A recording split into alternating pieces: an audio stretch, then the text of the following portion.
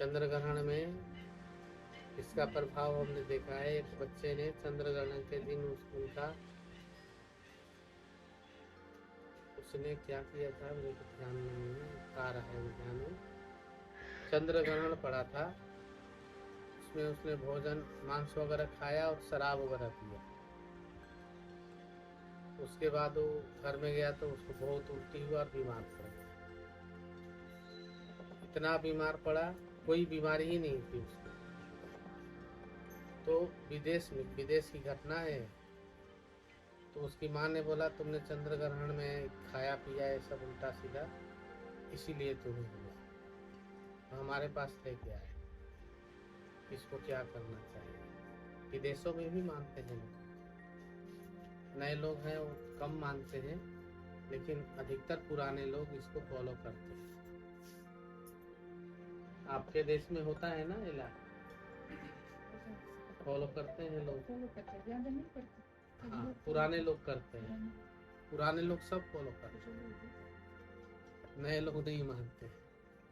उनको विज्ञान ने पढ़ा दिया है ना कि राहु क्या बोलते हैं उसको सामने आ जाता है, इसलिए चंद्रमा ढक जाते हैं। तो का मानना अलग है, लेकिन हमारे सनातन में ऐसा कहा गया कि ग्रह भले वो आ जाए तो वो तो ग्रह है ना, चंद्रमा को तो रोक दिया ना, तेज रोक दिया, वो जो रोक दिया, इसलिए ग्रहण माना जाता है। ठीक है, गुरु कृपा आशीर्वाद है। परंतु जब ऐसी ग्रहण लगती है उस समय में तो उसकी छाया जहाँ जहाँ पड़ती है वहाँ की चीजों में एक विकृति पाई गई। तो विकृति क्या है, उन्होंने जानवरों पे भी सर्च किया, खाने वाली वस्तु पे भी सर्च किया, जो चीज बंद नहीं है, ढका हुआ नहीं है, उनपे उनके जो गुण में है वो परिवर्तन हो गए। उनका महत्व, जैसे विटामिन है, उसकी विटामिन की शक्ति कम हो गई, तो एक सिर्फ खाने मात्र की चीज रह जाती है, उसमें तत्व खत्म हो गए। ऐसे ही मनुष्य में जो साधन नहीं करते, भजन नहीं करते, समय में उनके प्रभाव में आते हैं, उस समय उनको अनुभव नहीं होता है, लेकिन बाद में वो धीरे धीरे करके उसके चपेटे में आते हैं। अनायास ही क्रोध हो जाना,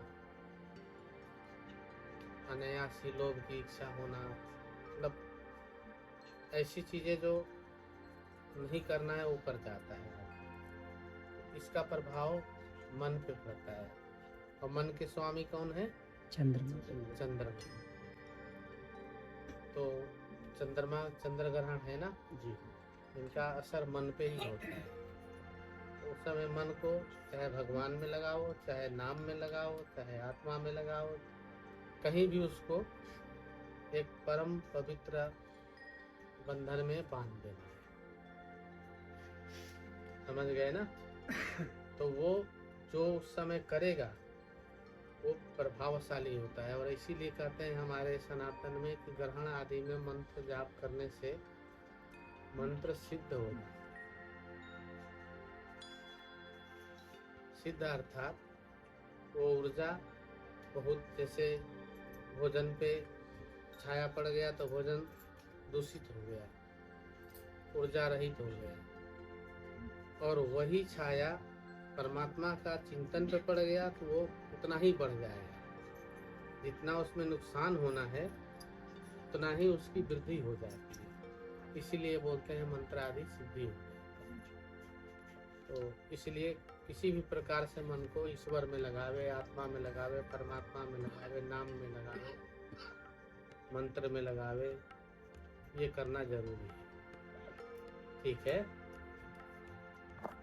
और कोई प्रश्न है? सरकार जी, कई भक्त जैसे पूछते हैं भोजन की चीज में उषा या दूध डालते हैं, पर जहाँ ये नहीं होता वहाँ क्या करें? शहरों में ढक दे, कवर करके रखे, तुलसी जी छोड़ दे।